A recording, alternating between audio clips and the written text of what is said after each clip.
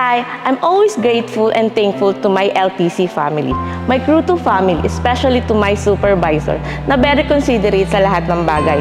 Tinutulungan nila kami kung paano maging passionate sa mga ginagawa namin.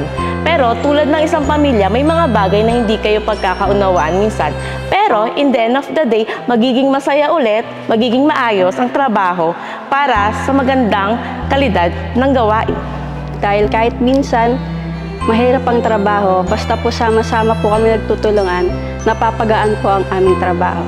Nagpapasalamat po ako sa Crew 4 dahil para po kaming isang pamilya, nagkakaisa po kami, nagtutulungan po kami sa mga kaalaman po namin para sa magandang outcome po ng trabaho.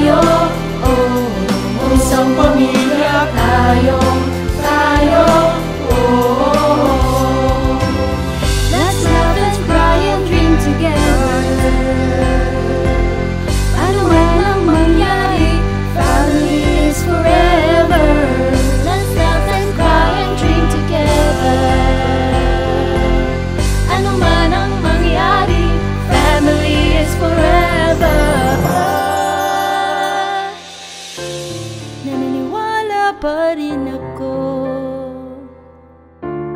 sa himala ng Pasko,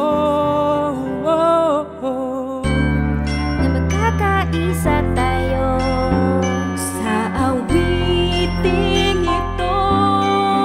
Isang pamilya tayo, we are one love, lalo na sa Pasko, lalo na sa Pasko.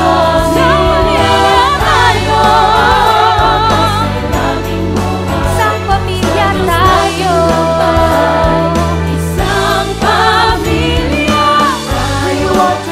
tayo